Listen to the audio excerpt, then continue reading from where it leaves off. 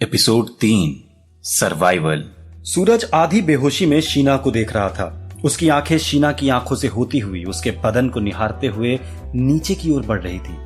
वो बिस्तर से उठकर शीना के बदन को अपनी बाहों में भरना चाहता था। फिर उसने अपने चकराते सिर को संभाला और आंखें खोलकर उठकर बैठने की कोशिश की। लेटे रहो। तुम कौन हो? सूरज ने शीना को अपने दिमाग से निकाल समझने की कोशिश की कि वो कहाँ है। मैं प्रोफेसर प्रोबॉट। प्रोबॉट?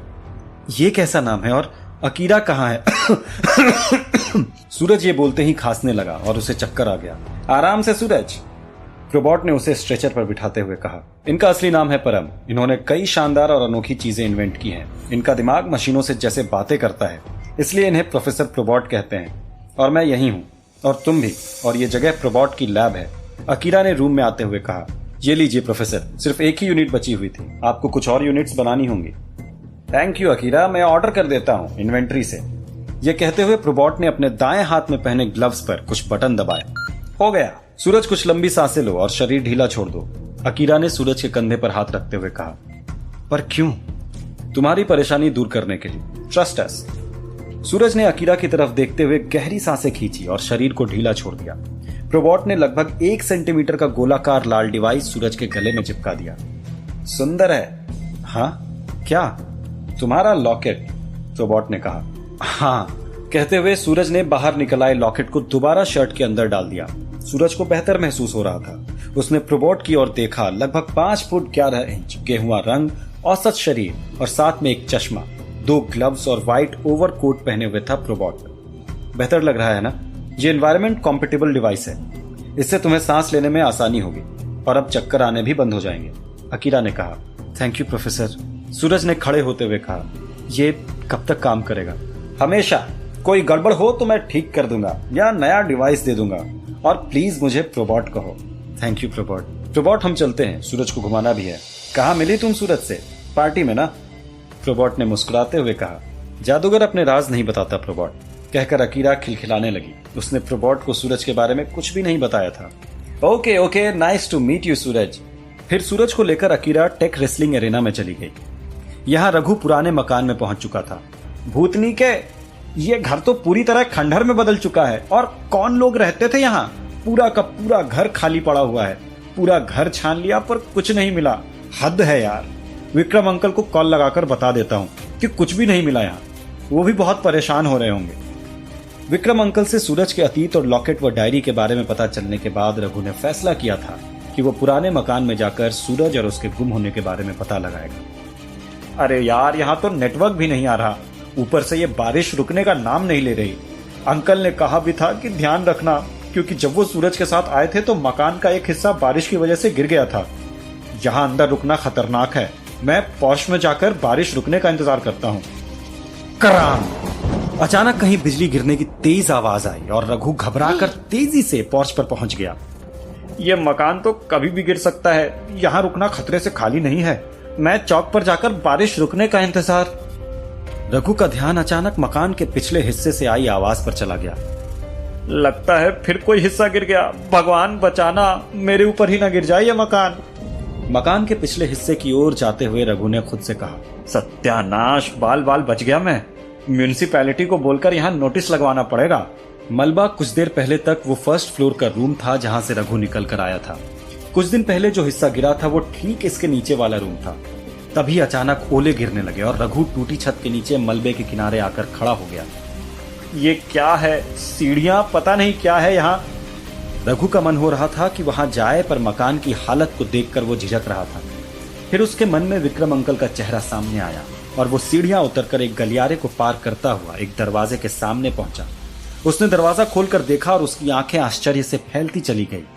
नई दुनिया में सूरज नई चीजों से डील करते हुए थोड़ा परेशान हो गया था। उसे गुस्सा भी था कि वो चाहकर भी कुछ कर नहीं पा रहा था। ये तुम मुझे कहां ले आए? मुझे नहीं देखना फिर कोई नया फेस्टिवल? अनजान दुनिया में फंसे सूरज ने अकीरा से कहा। उसे आराम की जरूरत थी। उसके मन में अभी भी शीना के शब्द गूंज रहे थे और उसे विक्रम अंकल और रघु से भी मिलना था। इस अनजान दुनिया के लिए उसके पास हजारों सवाल थे, पर उसके पास कोई जवाब नहीं था। एनवायरमेंट कॉम्पेटिबल डिवाइस लगने के बाद मुझे लगा था कि तुम्हारी परेशानी खत्म हो गई, पर फिर भी तुम मुझे परेशान लगे। इसलिए मैं यहाँ एरेना में तुम्हें टेक रेसलिंग शो दिखाने ले आई और सोचा कि ऐसी एंटरटेनिंग जगह पर आकर तुम्हारा मूड ठीक हो जाएगा। अकीरा की आवाज में हल्की सी उदासी थी। आई एम सॉरी, मेरा वो मतलब नहीं था, मैं बस। सूरज ने अपनी बात आधी छोड़ दी। उसका ध्यान अचानक से अकीरा की खूबसूरती पर चला गया। उसकी उदासी ने उसके हुस्न पर एक कशिश ला दी थी। अचानक सूरज को फिर से शीना याद आ गया। क्या हुआ? अकीरा ने पूछा। कुछ नहीं, चलो शो देखते हैं। ये थैंक यू सूरज, तुम्हें बहुत पसंद आएगा शो। आज ड्रिलर और मैग्नेटो का मैच है। अकीरा एक्साइटेड थी। कभी ड्रिलिंग का मौका मुझे दो अकीरा। पीछे से आई आवाज को सुनकर अकीरा और सूरज ने पलट कर देखा। वहां अकीरा का स्कूलमेट अक्षय अपने फाइटिंग ग्रुप के साथ खड़ा था। You don't deserve drilling, you deserve a beating, कहकर अकीरा ने अक्षय पर अटैक किया। सूरज भी अकीरा की मदद करने के लिए आगे आया। बच्ची हो क्या? समझ नहीं आता कि तुम सिर्फ लेवल 5 की फाइटर हो और मैं लेवल 7 का। अक्षय ने अकीरा के हाथ को बीच हवा में ही पकड़कर कहा। उसके चेहरे पर घमंड था। उसका फाइटिंग ग्रुप हंस रहा था। उसने अपनी कलाई को हल्का सा झटका दिया और अकीरा को गिराने के लिए हवा में उछाल दिया। You bastard! सूरज ने हवा में ही अकीरा को कैच कर लिया। अकीरा उसे जब तक रोक पाती तब तक सूरज अक्षय पर अटैक करने के लिए उस तक पहुंच चुका था। अक्षय सूरज के सामने काफी छोटा लग रहा था, लगभग 5 फुट 10 इंच की हाइट, 90 किलो वजन और मार्शल आर्टिस्ट जैसा शरीर। पर अक्षय को इस बारे में कोई चिंता नहीं थी। वो अब भी मुस्कुरा रहा था। माफी मांगो अकीरा से, वरना क्या? सूरज ने उस पर बिना चेतावनी के अटैक कर दिया। अकीरा, तेरा सूरज तो आज डूब गया। अक्षय ने अपने ग्रुप के साथ सूरज पर हमला कर दिया। रुक जाओ सब लोग। ड्रिलर अपनी टीम और अरेना मैनेजमेंट के साथ वहां आ चुका था। यहां पर सिर्फ प्रोफेशनल्स फाइट करते हैं, निकलो यहां से, ड्रिलर ने कहा। ड्रिलर यानी देव टेक रेसलिंग चैंपियन था। उसकी बहुत इज्जत थी। अक्षय अपनी टीम के साथ और अकीरा सूरज के साथ अरेना से बाहर आ गए। ड्रिलर ने बचा लिया तुझे, पर मैं छोड़ूंगा नहीं। कल टाइगर जिम, मैं और तू, फिर देखते हैं कौन किससे माफी मांगता है। अक्षय ने गुस्से से सूरज को चैलेंज दे दिया। सूरज अकीरा के साथ एग्जीबिशन से बाहर आ गया था। मेरी लड़ाई के कारण तुम भी फंस गए। Don't worry. तुम अपने घर नहीं जाओगे? नहीं जा सकता, it's complicated. Then come to my home. Are you sure? या।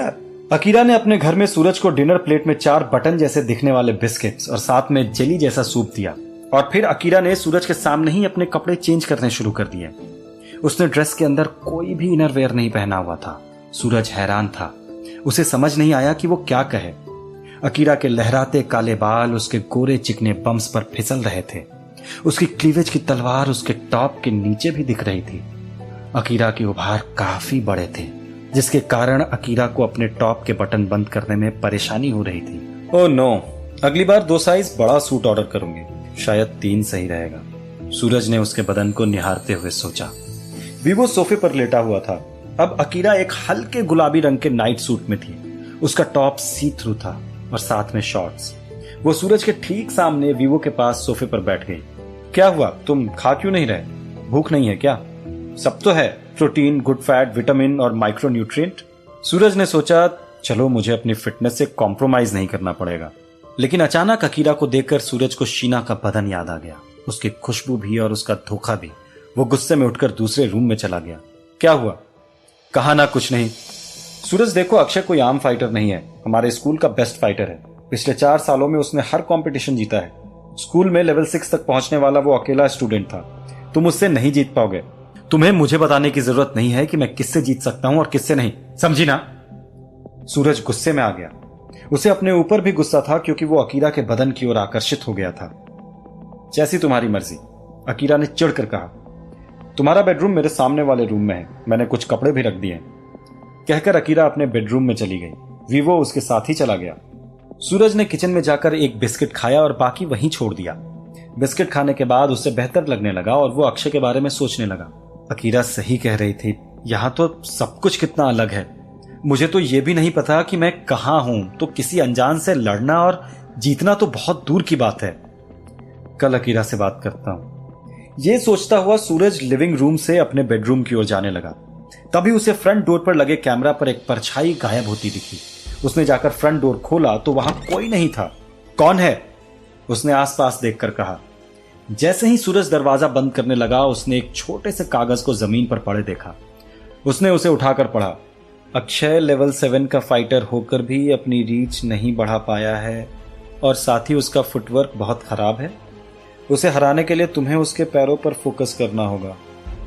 ये किसने भेजा है और क्यों?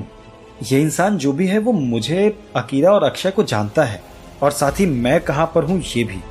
पर ये मेरी मदद क्यों करना चाहता है? सूरज परेशान होकर अपने बेडरूम में चला गया। अभी अकीरा को ना बताने में ही भलाई है। पहले मैं इस टिप को कल की फाइट में चेक करता हूं और फिर अकीरा को बताऊंगा। अपने इन ख्यालों में डूबा सूरज सो गया। इधर रघु नए कमरे को खोजकर हैरान था। भूतनी के क्या जगह है ये? ऊपर खाली मकान और नीचे ये हाईटेक दुकान। मामला कुछ गड़बड़ लगता है। रघु ने मोबाइल के टॉर्च से स्विच बोर्ड ढूंढकर लाइट जलाई। यहां तो कंप्यूटर्स, लाइब्रेरी और लिविंग रूम भी है। ये तो किसी मशीन के बारे में लिखा है और किसी डिमेंशनल डिवाइस के बारे में। लगता है सच में कोई पागल रहता था यहां, या कोई जीनियस। अंकल ने बताया तो था कि कोई पागल प्रोफेसर था, शरद नाम था शायद। कंप्यूटर रूम में रखी कुछ फाइल्स को पढ़ने के बाद रघु सोचने लगा, मैं विक्रम अंकल को यह बात बताऊं? नहीं, वो पहले ही बहुत परेशान है। पहले कुछ सबूत हाथ लग जाए फिर उन्हें बताता हूं। अगर गलती से पुलिस को पता चल गया तो हम दोनों का यहां आना मुश्किल हो जाएगा और शायद सूरज का मिलना भी। रघु ने कंप्यूटर को ऑन करने की कोशिश की पर कंप्यूटर ऑन नहीं हुआ। उसने अगले दिन इन्वर्टर लाकर कंप्यूटर को ऑन करने का प्लान बनाया। फिर रघु सीढ़ियां चढ़कर ऊपर आया और सीढ़ियों को मलबे और उधड़े हुए वॉलपेपर और पर्दों से ढक दिया। बारिश हल्की हो चुकी थी। विक्रम अंकल से मिलता हूं, वो परेशान हो रहे होंगे। ये सोचकर रघु अपनी कार स्टार्ट कर सूरज के घर की ओर चल दिया। अनजान दुनिया में प्रोबॉट अपने रूम से निकलकर इन्वेंट्री में आकर सैकड़ों एनवायरमेंट कॉम्पेटिबल डिवाइस कबर्ड के सामने खड़ा था। आखिरी डिवाइस की बात अकीरा ने की थी। वो आखिरी नहीं थी, बल्कि एकमात्र बचा हुआ डिवाइस था जिसमें जीपीएस और लॉकेट डीएक्टिवेटर लगा हुआ था। थैंक यू अकीरा, सूरज को मेरे पास लाने के लिए। आखिरी बचे जीपीएस और लॉकेट डीएक्टिवेटर लगे एनवायरमेंट कॉम्पेटिबल डिवाइस की मदद से सूरज मुझसे छिप नहीं पाएगा और ना ये दुनिया छोड़ पाएगा। ये कहकर प्रोबॉट की पागलपन भरी हंसी गूंज उठी। शरद प्लीज हमें जाने दो, हम किसी को कुछ नहीं बताएंगे। अचानक इन्वेंट्री के पीछे बने रूम से प्रोबॉट को आवाजें सुनाई दी।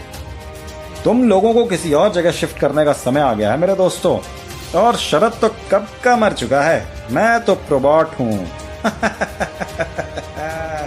आखिर कौन था प्रोबॉट और उसने किन लोगों को कैद कर रखा था? क्या सूरज लोकल चैंपियन को हरा पाएगा? आखिर किसने भेजी थी टिप सूरज को? रघु और विक्रम अंकल को क्या सूरज के बारे में पता चल पाएगा? सभी सवालों के जवाब जानने के लिए सुनते रहिए साकुरा द मिस्ट्री आइलैंड, सिर्फ पॉकेट एफएम पर।